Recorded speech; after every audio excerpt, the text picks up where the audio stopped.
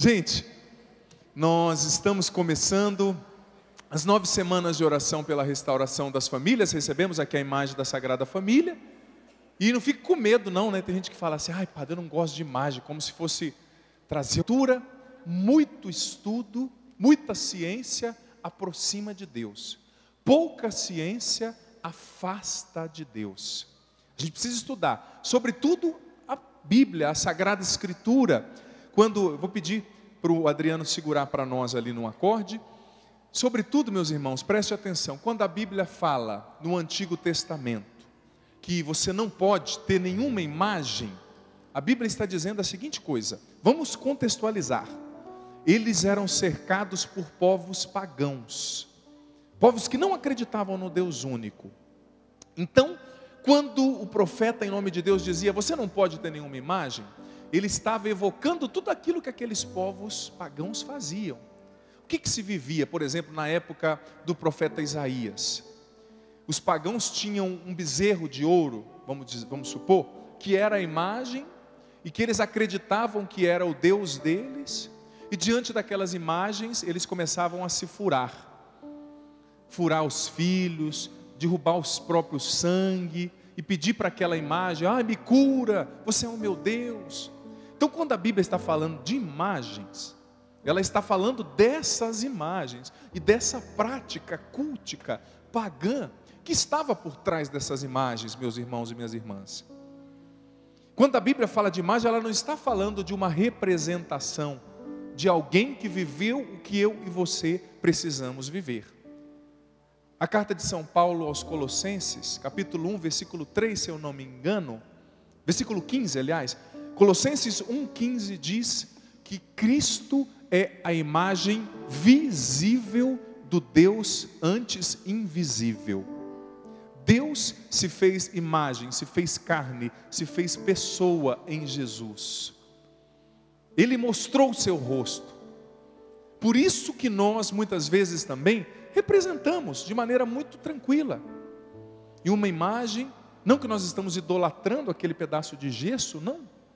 Mas nós estamos olhando ali, lembrando que a nossa família precisa ser como aquela família ali. De Jesus, de Maria e de José. Que se amaram, que se respeitaram, que tinham diferenças. É impossível uma família que não viva dificuldades, que não tenham diferenças, que não lide com contrários, com contrariedades. Às vezes você tem um temperamento, a sua esposa tem outro, o seu filho tem um outro. Esses dias eu perguntava, eu disse para uma pessoa me falava assim, padre, eu briguei com a minha esposa, mas eu tenho razão. Aí eu disse para ele, o que você quer? Você quer ter razão ou você quer ser feliz? Que muitas vezes não dá para ter as duas coisas não. Ou você tem a humildade às vezes de perder a razão momentaneamente para ganhar lá na frente, não é? Ou senão as coisas vão se embolando. Gente, nós estamos celebrando as 9 semanas de oração pela restauração das famílias, você aqui, você em casa, com uma liturgia belíssima que Deus nos dá nesta segunda-feira. Mas não nos enganemos, para que nós tenhamos de fato as nossas famílias restauradas por Deus, a gente precisa aprender a tapar as pequenas brechas, porque na grande maioria dos casos, são as pequenas rachaduras que destroem o reboque, que destroem tudo, a massa corrida, a pintura ali da casa, porque as grandes rachaduras você já vê logo. Você já vê, está vazando ali. Você já vê que tem algum problema, mas as pequenas rachaduras elas vão indo. E também é assim num relacionamento, numa família, num casamento. Às vezes aquela rachadura da diferença que você não sabe lidar, que você não sabe administrar. Às vezes o orgulho. Gente, eu dizia esses dias atrás que o orgulhoso é sempre um grande candidato à infelicidade. Aquela pessoa orgulhosa que acha que está sempre certa, ela sempre se fica sozinha, ela corre o risco de se tornar infeliz com muita facilidade. É preciso ter humildade para ser feliz, para viver bem em família. Quem dá certo em família não são os perfeitos, são os humildes, os que têm a disposição para recomeçar todos os dias, os que têm a disposição para perdoar, mas no orgulhoso tudo dói mais, né? A mulher xingou o marido 15 vezes, e ele na 15ª não aguentou e revidou. Aí ela fala: mas você me xingou depois de 15 vezes, meu amor. Nem São José aqui daria conta. Mas às vezes no orgulhoso tudo dói mais, né? Você falou da minha mãe. Eu sei que ela é tua sogra, mas é minha mãe. Mas às vezes vai doendo, a gente vai guardando e dando aquele peso. Tem pessoas assim, que jeito que ela fala: padre, eu estou tão sofrido. Fala: sai, assombração. Parece que traz aquele peso, né? Tem pessoas que são pesadas. Você chega perto da pessoa, já... bom dia, estava bom. Até você chegar, não é? Pessoa, tudo é mais pesado, no orgulhoso tudo é mais pesado. Para o orgulhoso tudo é mais difícil. Ai, padre, eu não consigo perdoar. Você não consegue perdoar o que falaram para você, mas o que você fala para os outros, você esquece facinho, né? Como diz o ditado: quem bate, esquece. Quem apanha, demora mais um pouquinho.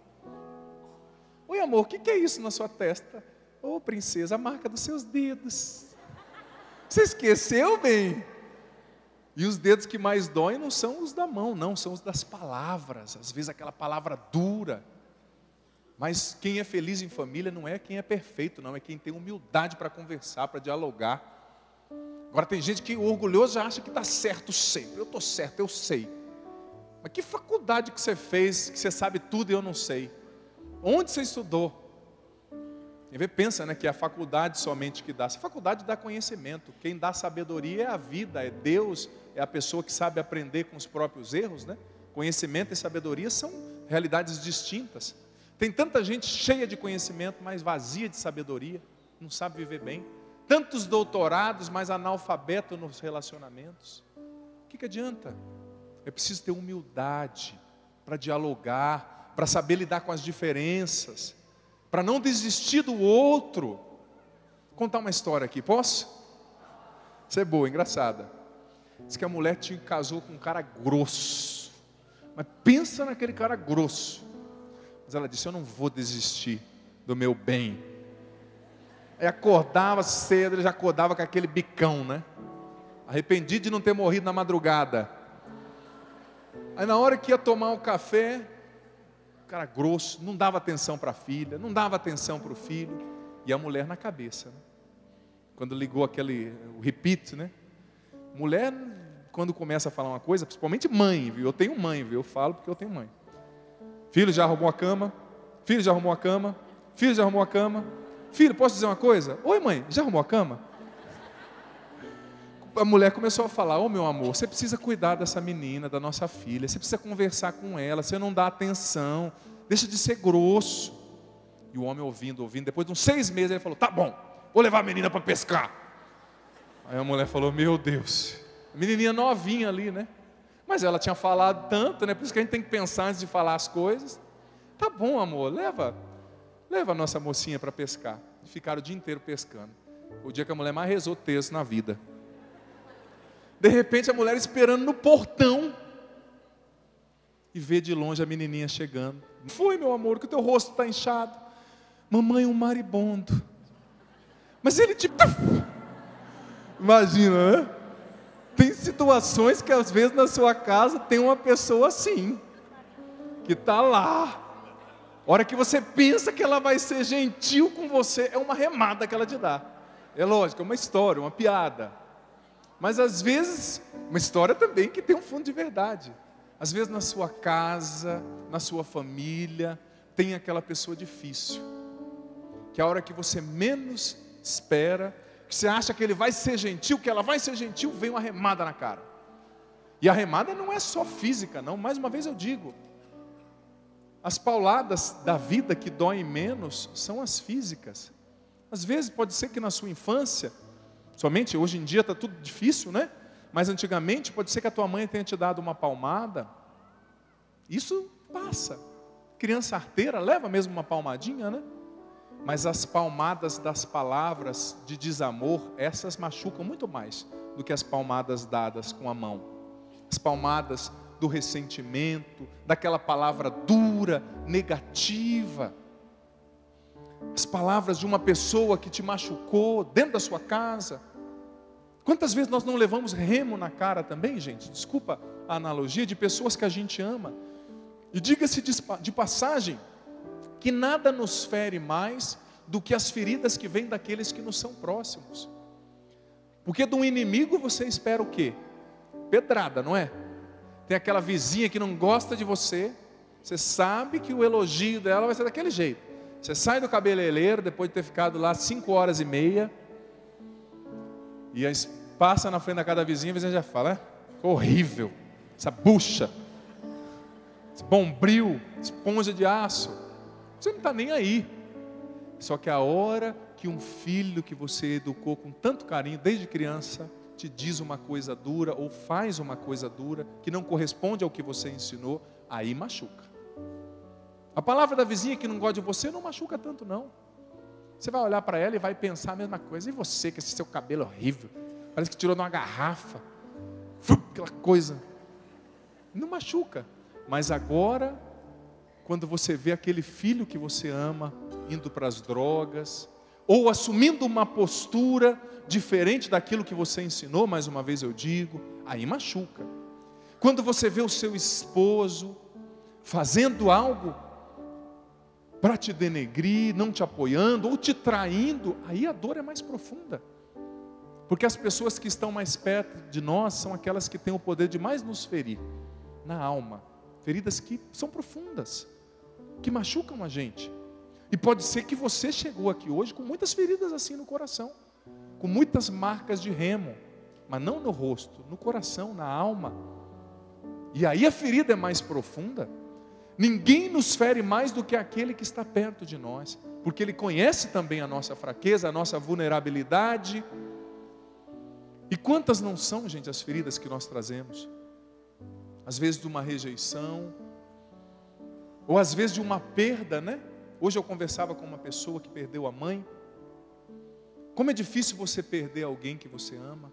Você pode até não ter o melhor dos relacionamentos, por exemplo, com a sua mãe e com o seu pai.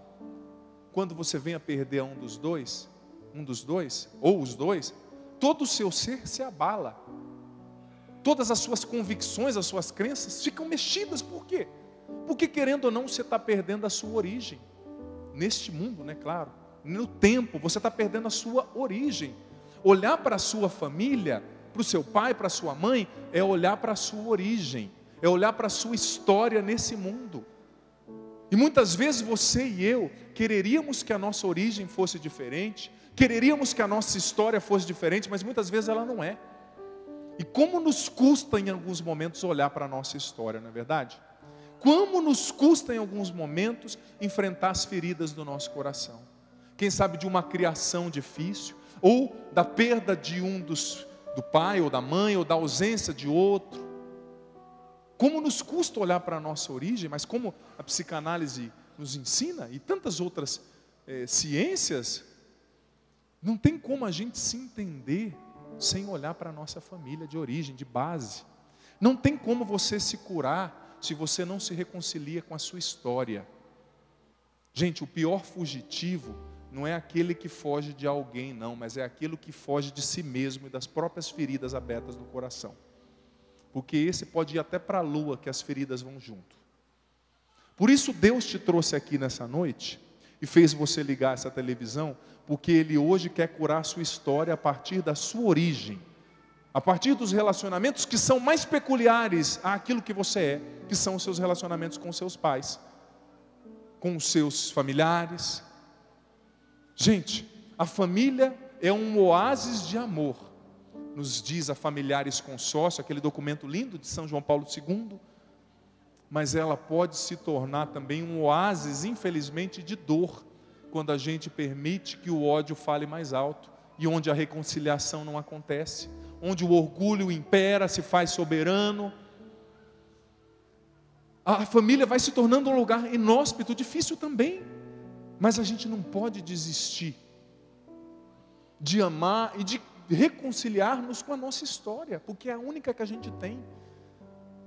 Pode ser que o teu pai não seja o que você quereria, mas ele é o único que você tem. A sua mãe é a única que você tem. Pode ser que ela seja difícil. Pode ser que ela tenha te custado muitas lágrimas e te custe até hoje. Ou um irmão, mas é o único que você tem. E a família, filho, filha, é aquilo que dá a base de todo o seu ser. Que te dá sustentabilidade para você viver a sua identidade com autonomia, ser aquilo que você é. Eu sei que às vezes é difícil, que às vezes a gente não se sente compreendido, ou que às vezes a gente viveu coisas difíceis, ou estamos vivendo coisas difíceis. Pode ser que você que está aqui hoje, ou você nos acompanhando em casa, esteja chorando porque perdeu alguém, ou esteja rezando por algum familiar doente. E tem tantas situações nas quais a gente fica impotente, não é verdade? Esses dias uma mãe me dizia: Padre Adriano, meu filho está nas drogas. Eu rezo tanto por ele, mas eu fico impotente. O que eu vou fazer? Eu vou entrar dentro dele, vou entrar nele, vou entrar na cabeça dele. Quantas famílias estão destruídas por causa do flagelo das drogas, do álcool? Quantos relacionamentos belíssimos entre pai e filho destruídos por causa de falsos amigos? Gente, a liturgia de hoje está falando sobre a amizade, você percebeu? Esse Abraão, com todo respeito, ele era um petulante, né? O cara chato. Você viu que conversa dele com Deus? Não é que ele era chato, não. Deixa eu colocar até melhor essa expressão. Sabe por que Abraão conversava tanto com Deus e pedia tanto para Deus assim as coisas? Porque Abraão era amigo de Deus. Ele era justo. E o justo é um amigo de Deus. E você vê como a liturgia é contundente. Os amigos de Deus, preste atenção, parece uma loucura do ponto de vista humano.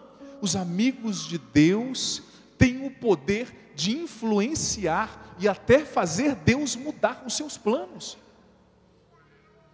Você não vê que Abraão estava conversando com Deus e perguntando: olha, aquela conversinha de comadre, né? Então Deus, você está indo para Sodoma e Gomorra, que era uma cidade que estava perdida, que era uma cidade na qual o pecado imperava, a idolatria, o ódio. Abraão disse para Deus: você está indo para essa cidade, destruir essa cidade, mas se tivessem lá 50 justos, 50 amigos teus, o Senhor destruiria essa cidade? Abraão perguntou a Deus, e Deus disse: não, Abraão, eu não destruiria. E Abraão foi com aquela conversinha: se tivesse 45, se tivesse 40, se tivesse 30, parece aquele povo que vai na academia, fica só conversando na esteira, não deixa o povo correr, não faz exercício nenhum, né? Já viu? Fica aquela conversinha mola: então, o que você acha disso? Eu acho aquilo, eu acho daquilo outro, aquela conversa. Mas Abraão foi, por quê? Porque ele era amigo de Deus. E quando a gente é amigo, a gente se sente livre, a gente confia. Abraão foi perguntando, e Abraão foi revelando para cada um de nós, para mim, para você, que somos frutos desta descendência abençoada do mesmo Abraão.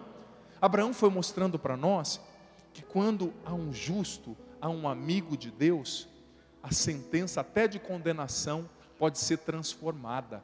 Infelizmente, Deus não achou justos em Sodoma e Gomorra, porque senão aquela cidade seria preservada. É que não haviam. Os amigos de Deus, os justos, eles são capazes de influenciar até mesmo as sentenças divinas. E um amigo de Deus é capaz de atrair uma bênção onde ele estiver e fazer com que a condenação não aconteça. Abraão era amigo de Deus. E Abraão está nos mostrando, preste atenção, o poder da intercessão. Você não vê quantas vezes Abraão rezou por aquela cidade, quantas vezes Abraão conversou com Deus? Assim também é na nossa família. Filho, filha, eu não me canso de dizer, você não tem noção o poder que tem a sua oração em favor dos seus familiares. Você não tem noção. Mas infelizmente nós temos, preste atenção, a infeliz tendência de achar que Deus não nos ouve. Sabe quem Deus não ouve? Sabe quem Deus não ouve? Quem não fala com Ele. E mesmo que seja mudo, o coração fala. Se o seu coração fala com Deus, ou as suas palavras, Ele já está te escutando e vai agir na hora certa na sua vida, porque Ele não está longe de você, Ele te ama, sabe o que você está vivendo, sabe o que você vive na sua família, na sua casa, sabe as suas dificuldades com seus filhos, com seus pais, sabe as dores do seu coração por ter perdido alguém que você amava, ama. Ele sabe, quem sabe, a solidão que muitas vezes você amarga no silêncio do seu quarto. Deus está com você e Ele escuta você. Não se deixe levar pela canseira. A Bíblia diz que o diabo é aquele que engana, o mentiroso, o divisor. E o que mais o diabo quer fazer é fazer você e eu acreditarmos que Deus não nos escuta e que Ele está longe de nós. Deus te escuta e Ele está perto de você. Ai, Padre, eu sou um pecador. Que bom, somos dois. Aliás, somos um monte, né? Jesus, quando Ele estava na terra, Ele nunca se envergonhou de chegar perto de um pecador. Pelo contrário, Ele escolhia os piores. Então não é o seu pecado e os seus defeitos que vão afastar Deus da sua vida, não. Mas é a sua vontade de estar com Ele. Porque quando você fala, Ele ouve.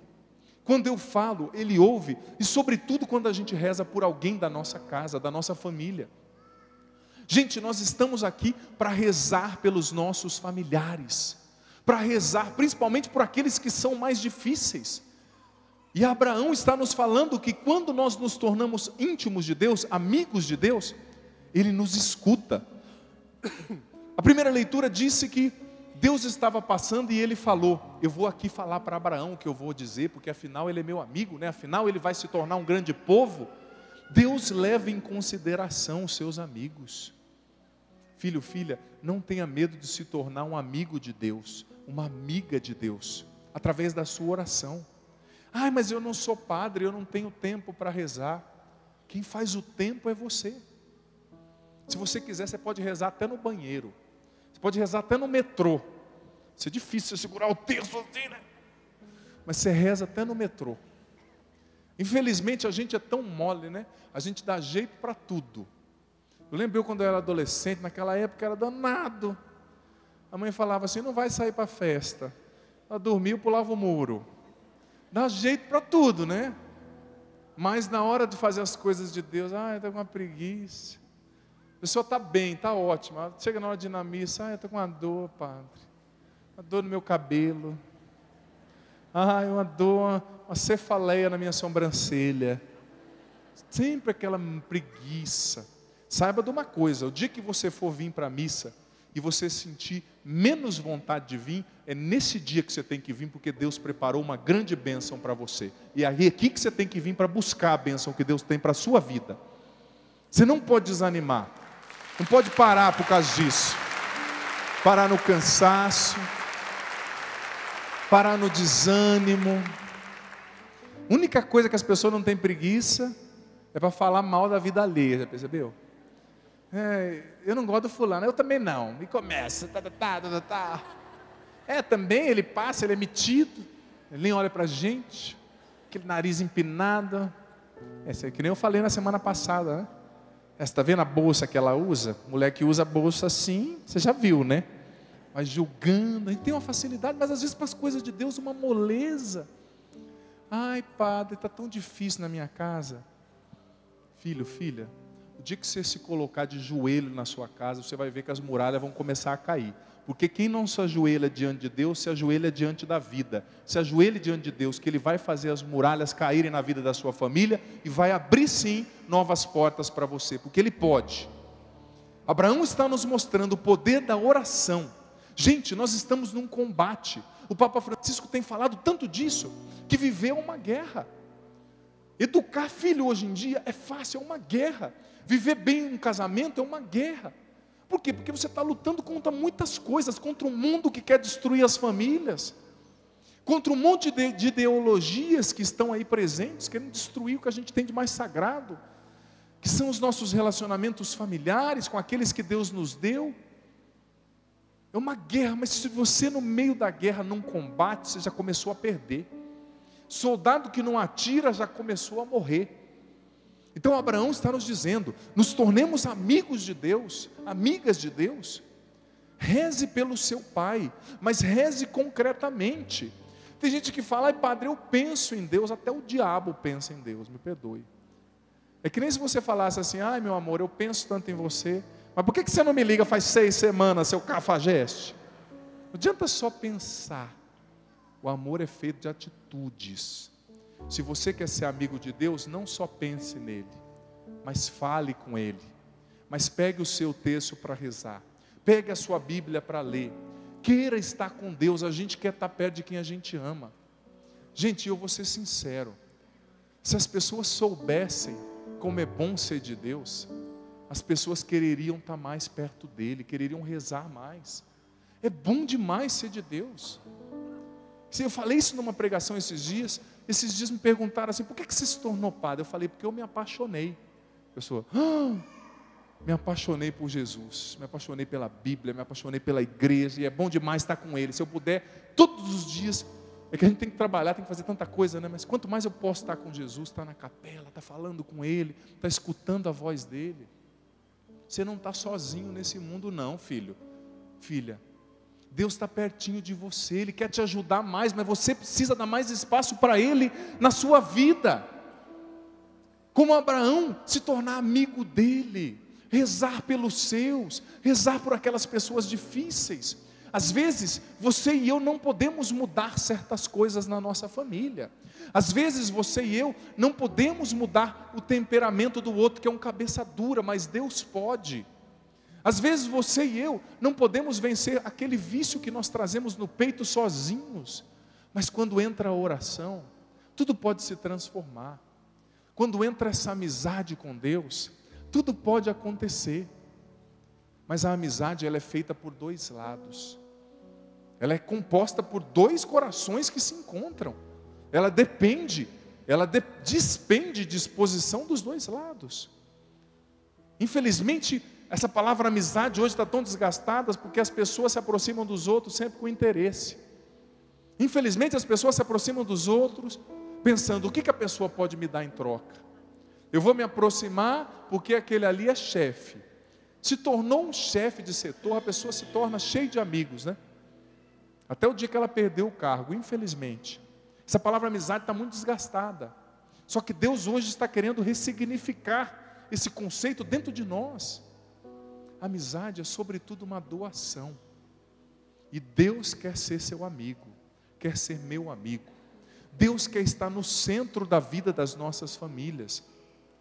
E é claro que essa amizade com Ele é exigente.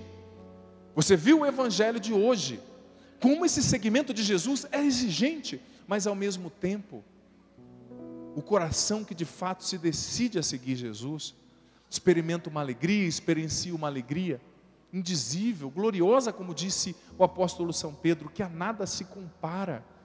Uma alegria superior a tudo, aos prazeres aí momentâneos, que ao invés de nos encherem, nos deixam cada vez mais vazios. Deus quer ser teu amigo, Ele quer participar da sua vida, Ele quer entrar naquele espacinho dentro de você que ninguém entra. Já percebeu que tem coisas dentro de nós que a gente não deixa ninguém mexer? Você pode namorar aquela pessoa, você pode ser casado, mas você deixa que a pessoa entre até aqui. As pessoas nos conhecem em partes, né? Porque até a pessoa com a qual você tem um relacionamento mais íntimo, ela não conhece o mais profundo do seu coração. Ela conhece aquilo que você mostra. Mas Deus conhece aquela área dentro de você que ninguém conhece. Quem sabe aquele vazio, aquela solidão, aquela dor, aquele sofrimento, aquela tristeza, aquela experiência difícil que você viveu. E às vezes, gente, nós nos agarramos àquilo que nos faz mal, àquilo que nos destrói por dentro, aquela ferida. Eu não quero que ninguém mexa, pelo contrário, você tem que deixar Deus mexer hoje na ferida mais íntima do seu ser, da sua alma, do seu coração, porque Ele é teu amigo, e Ele quer hoje reconsagrar o templo da sua família. Ele quer retirar as rachaduras, quem sabe, da sua casa, do seu relacionamento com seu esposo, com a sua esposa. Ele quer retirar as rachaduras dos seus relacionamentos com seus filhos, do seu relacionamento com seus filhos, com seu pai. Quais são as coisas que Deus precisa tocar hoje? Quais são dentro de você as feridas que Deus precisa mexer? Encerro dizendo que muitas vezes a gente sai de casa, né? Quem aqui já saiu de casa? Levanta a mão. Que não mora mais com os pais, que mora sozinho, ou que vem de outra terra, de outra região. Pouca gente, hein? Você mora ainda com seus pais? Sua família é daqui, de São Paulo? Não. Muitos de nós saímos, né, de casa. Deixamos a nossa terra, deixamos a nossa casa.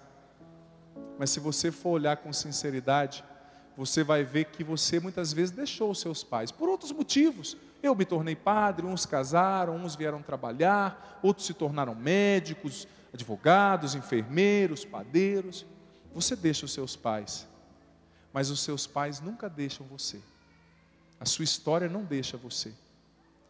Você sabia que até hoje, quando eu estou andando, às vezes, andando pela rua, e eu encontro um caminhão principalmente de manhã, aqueles caminhões mais antigos. Meu pai é caminhoneiro, né? A família do meu pai toda é caminhoneira. Se bobear, até as mulheres dirigiam um caminhão. E o meu pai, toda vez de manhã, lá no Paraná, às vezes fazia frio, ele ligava o caminhão e deixava o motor do caminhão fazendo ar, para liberar o freio, né, que estava travado, encher a cuíca do caminhão de ar, para liberar. E eu ficava ali do lado dele, pequenininho, e às vezes saía aquela fumaçona preta, daqueles canões antigos, nada ecológicos, né? Parece que o meu pai esperava eu chegar bem na reta para acelerar, sarrista. Falou: o que foi, filho? Você ficou meio moreno? E eu gostava tanto de sentir aquele cheiro, porque para mim, eu era criança, eu não sabia, aquele cheiro era o cheiro do meu pai. Mas o meu pai, como um caminhoneiro, ele viajava muito. Tinha que viajar, né, para manter a família. E às vezes dava uma saudade do meu pai, quando eu ia para a escola de manhã. Aí a hora que eu passava na frente de alguma casa que tinha um caminhão, eu parava bem na frente do cano de descarga ali, né, da fumaça, para ficar sentindo aquele cheiro e lembrando do meu pai, criança. Você acredita que até hoje eu faço isso? Às vezes assim eu passo.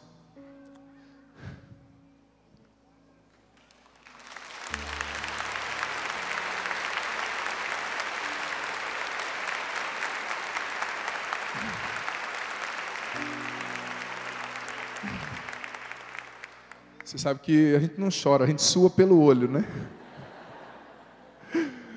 Mas enfim, né? Eu lembrei disso agora. É que tem coisas que se tornam sinais para a gente, né? De algo que a gente viveu.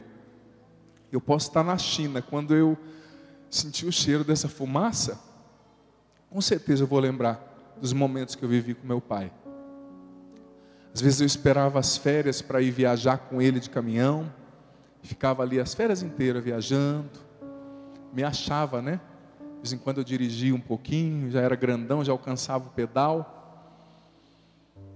Tantas coisas na sua vida também que te lembram teu pai e tua mãe, não é verdade? Você pode estar pensando aí agora, você já pode ter comido muita carne moída com abobrinha, mas nenhuma igual a da sua mãe. Não é verdade? Eu já comi muito churrasco, mas nenhum como o do meu pai. Já comi vários ovos cozidos, mas o da minha mãe... Que diferença que tem? Nenhuma. Mas o da minha mãe é o da minha mãe. Quantas coisas não te lembram teu pai e tua mãe?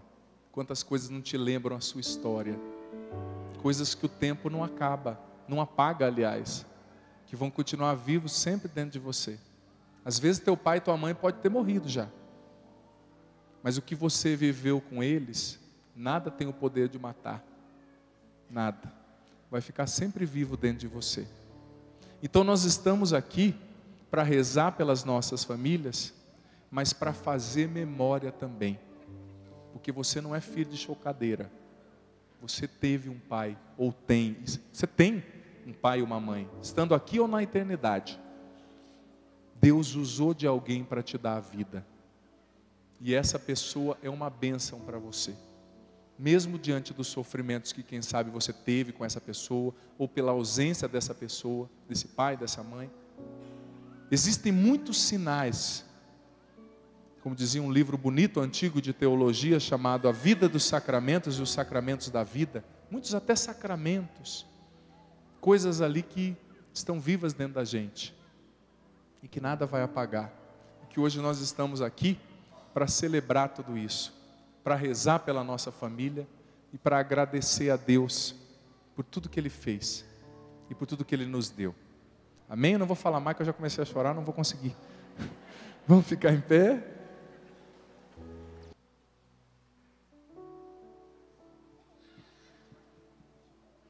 Com a mão no seu coração, repita comigo: Senhor Jesus, eu te agradeço neste dia, pela minha família, pela família que o Senhor me deu.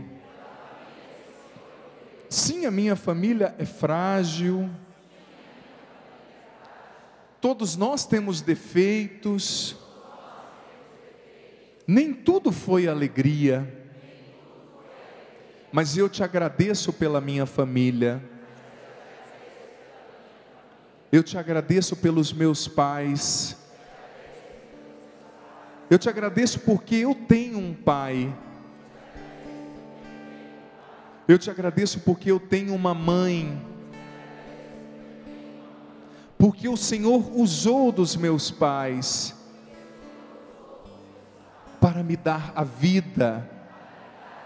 Pode ser mais forte: eu te agradeço, Senhor, por cada membro da minha família, até mesmo aqueles que me fizeram sofrer, que me causaram pesar. Eu te entrego hoje, Senhor, cada membro da minha família, aqueles que estão comigo, aqueles que não estão mais, e eu quero agora liberar o perdão sobre todos os membros da minha família, em especial sobre aqueles que me magoaram, que não corresponderam às minhas expectativas. Eu perdoo, em nome de Jesus, todos os meus familiares, pelas palavras duras, pelos momentos nos quais eu não me senti amado, pelos momentos nos quais eu senti indiferença, quem sabe até raiva com relação a mim. Eu amo e perdoo. Eu perdoo e amo. Cada membro da minha família. Hoje eu libero o perdão. E eu torno livre o meu coração. Eu perdoo. E eu abençoo a minha família. A minha família é uma bênção. Eu assumo a minha origem. Eu assumo as minhas raízes. Eu assumo cada membro da minha casa. E eu te suplico, Jesus. Restaura a minha família. Cura o coração de cada um na minha casa. Liberta a minha família do flagelo dos vícios, das drogas, do desemprego, do desamor. Cura a minha família. Eu quero amar a minha família até o fim. Eu consagro a Ti a minha família. Eu consagro a Vós, Sagrada Família de Nazaré, a minha família. E com a mão no seu coração, vamos cantar juntos essa canção. Vamos cantar toda agora. consagrando nossas famílias à Sagrada Família. Dos presentes que o Senhor já te deu, Tua família é um dos mais importantes tesouros, plano do amor de Deus. E por mais que difícil estiver, não penses em desistir. Escute isso. Não abandones a tua família, precisa de ti. Dos presentes que o Senhor já te deu, tua tua família é um dos mais importantes tesouros. Cante isso. Plano do amor de Deus. E por mais que difícil estiver, solta a voz.